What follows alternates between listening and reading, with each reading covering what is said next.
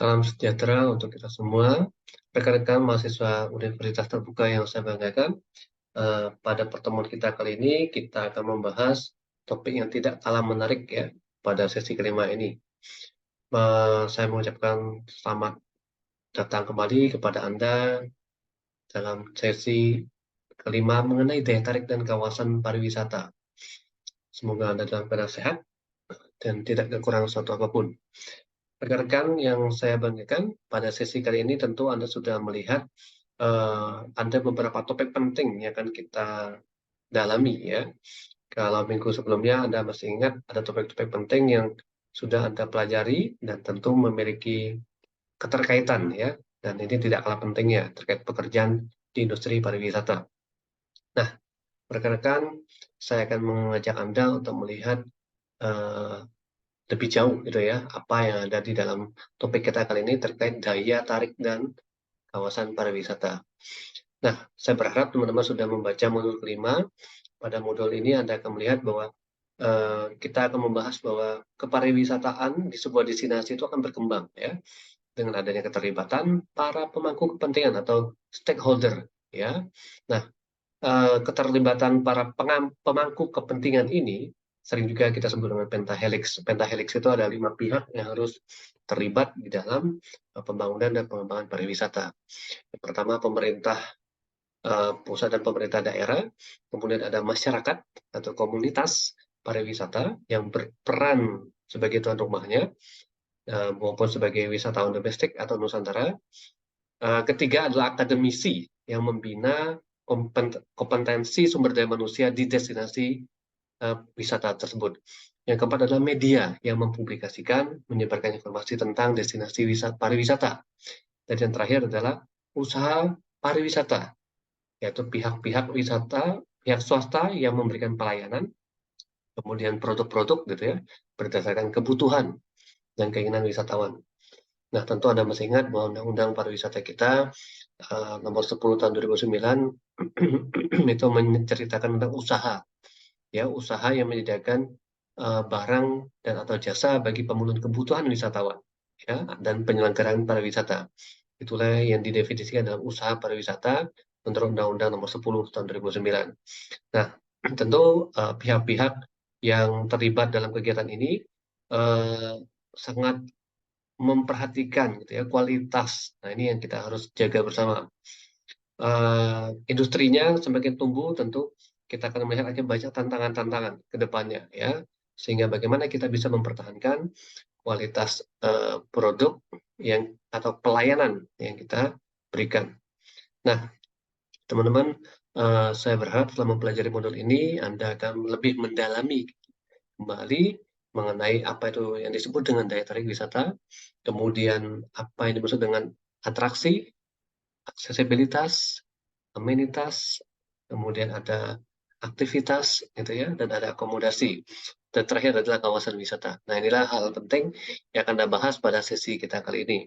Nah, tentu saya berharap teman-teman sudah melihat gitu ya apa saja yang ada di dalam dunia pariwisata kita di Indonesia gitu ya. Kalau Anda lihat Indonesia ini sangat kaya gitu ya, sangat unik, sangat memikat. Banyak sekali hal-hal yang populer yang ada di Indonesia kemudian menjadi daya tarik tersendiri ya bagi para turis domestik maupun turis mancanegara. Nah, kalau Anda lihat dari segi keindahan alam, kita tentu tidak asing lagi ya dari uh, pemandangannya yang indah, ya, pasirnya, pantainya yang putih, kemudian pegunungan-pegunungannya, kemudian hutan hujan tropisnya, dan banyak sekali ya gunung-gunung berapi di Indonesia gitu ya, sampai Raja Ampat di Papua. Nah, itulah keindahan alam yang ada di Indonesia kita. Kalau kita lihat dari sisi lain, dari kekayaan bawah laut kita memiliki kekayaan yang sangat luar biasa ya, seperti di Kepulauan Raja Ampat, kemudian di Bunaken sama laut kita, kemudian Kepulauan Komodo, gitu ya. Kalau Anda suka diving gitu, Anda bisa melihat di sana banyak terumbu-terumbu karang dan hayati laut lainnya. Nah, kemudian Anda juga bisa melihat bagaimana beraneka ragam kebudayaan kita. Tentu Anda tidak asing ya, Indonesia memiliki 17.000 pulau, beragam suku, beragam budaya, memiliki banyak tradisi, kemudian pakaian adat, kemudian festival budaya, banyak sekali ya, sampai kekayaan satwa liar kita gitu ya yang sangat langka. Kemudian ada juga warisan sejarah kita, kemudian situs-situs budaya kita, kuliner kita, nah yang tidak kalah penting ini ya, seperti makanan khas dari beberapa daerah yang sudah diakui dunia, seperti rendang gitu ya.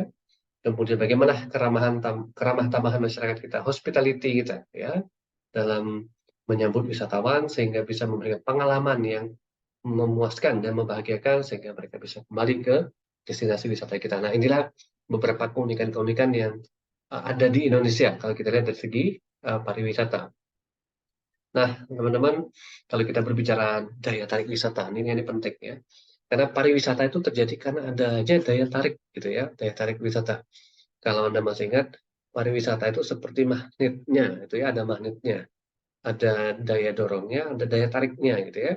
Ada pull faktornya, ada push faktornya. Nah, tentu pariwisata ini akan memiliki banyak sekali potensi-potensi gitu ya. Sehingga terciptalah beragam usaha daya tarik wisata. Nah, segala jenis pengusahaan daya tarik ini akan kita lihat dalam modul Anda. Itu Anda silakan membaca di dalamnya ya. Nah, nanti akan Anda lihat daya tarik wisata itu kalau di dalam Undang-Undang Nomor 10 tahun 2009 gitu ya, Anda bisa lihat tentang kepariwisataan, daya tarik wisata itu adalah segala sesuatu yang memiliki keunikan gitu ya, keindahan dan nilai yang berupa keanekaragaman ya, kekayaan alam, budaya dan hasil buatan manusia yang menjadi sasaran atau tujuan kunjungan wisatawan. Nah, tentu hal-hal ini kalau Anda lihat bagaimana daya tarik wisata ini kan uh, ciptaan Tuhan gitu ya, berwujud dalam bentuk keindahan alam, kemudian flora dan fauna gitu ya. Ada juga daya tarik wisata kita yang dibuat dari hasil karya manusia atau man-made gitu ya. Nah, ini juga kita bisa lihat banyak sekali. Kemudian daya tarik wisata digambarkan juga sebagai sasaran perjalanan wisata gitu ya, yang meliputi ciptaan Tuhan juga yang berwujud keindahan alam, flora fauna, kemudian sasaran wisatawan minat khusus gitu ya. Jadi sasaran wisata minat khusus ini seperti bagi Anda suka mendaki gunung, kemudian menjelajah gua gitu ya, berburu gitu ya, kerajinan, berbelanja dan seterusnya. Nah, ini ada sasaran minat khusus, wisata minat khusus. Nah, nanti Anda bisa lihat di modul Anda gitu ya, bagaimana pengusahaan daya tarik wisata alam, daya tarik wisata budaya kita gitu ya, daya tarik wisata minat khusus ini dilakukan. Nah, tentu hal ini memerlukan kerjasama teman-teman ya. Jadi selain itu kita juga perlu lihat ada tujuan yang harus dicapai gitu ya.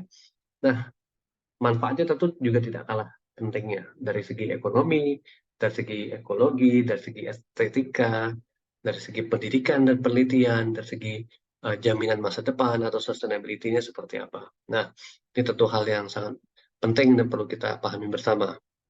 Nah, nanti silakan Anda membaca lebih detail taman wisata yang ada di Maribaya, hutan wisata Cikole misalkan ya.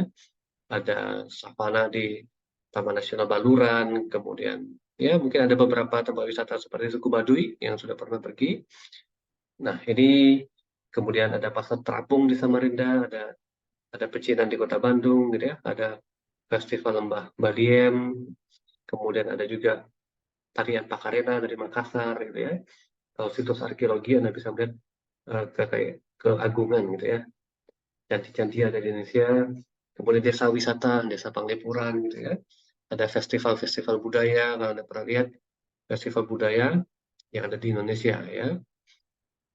Nah, kemudian uh, kalau kita lihat dari segi lainnya teman-teman, tentu kita bisa melihat bahwa daya tarik wisata ini hal yang perlu kita jaga bersama, memerlukan dukungan semua pihak, stakeholder gitu ya. Nah, tentu kalau kita lihat uh, daya tarik ini kan ada atraksinya gitu ya. Jadi kalau kita berbicara pariwisata tadi tidak terlepas dari ada 5A gitu ya. Dari apa atraksinya gitu ya, aktivitasnya, akomodasi, aksesibilitasnya, kemudian kita bisa melihat bagaimana hal-hal ini digabungkan gitu ya. Dalam arti bagaimana dia saling melengkapi ya. Kalau kita berbicara atraksi, ya apa yang dapat dilihat, dinikmati atau dialami oleh para wisatawan. Kalau kita berbicara aksesibilitas, bagaimana akses atau sarana prasarana transportasi untuk mendukung pergerakan wisatawan? Kalau kita berbicara amenitas, bagaimana fasilitas yang dibutuhkan oleh para wisatawan di sebuah destinasi gitu ya, fasilitas makanan, minuman misalkan ya. Kemudian aktivitasnya seperti apa kegiatan-kegiatannya gitu ya. Akomodasinya seperti apa, tempat tinggalnya. Nah, itu yang sering kita pahami bersama. Kalau ada liburan, pasti Anda akan menemui atau memerlukan 5A ini. Nah, kita berbicara kawasan wisata, juga ada kawasan wisata ekonomi khusus gitu ya. Ada Tanjung Lesung, kawasan Nusa Dua, kawasan Mandalika. Nah, ini yang mungkin Anda sering dengar. Kemudian dengan memahami ini, saya berharap teman-teman Anda akan semakin terpacu gitu ya untuk mengembangkan skill gitu Anda gitu ya. Mungkin selama ini belum terpikir gitu ya, pariwisata itu seperti apa. Nah, sekarang Anda juga sudah bisa memulai membangun kerangka berpikir mengenai apa daya tarik wisata yang ada di daerah saya, apa yang bisa saya kembangkan. Gitu ya. Anda bisa mengidentifikasi potensi-potensi yang ada di tempat atau daerah Anda masing-masing. Oke, teman-teman, ini sebagai pengantar di video sesi kita yang kelima kali ini. Semoga bermanfaat, dan kita akan berjumpa lagi pada sesi kita selanjutnya. Selamat belajar dan sampai jumpa. Terima kasih.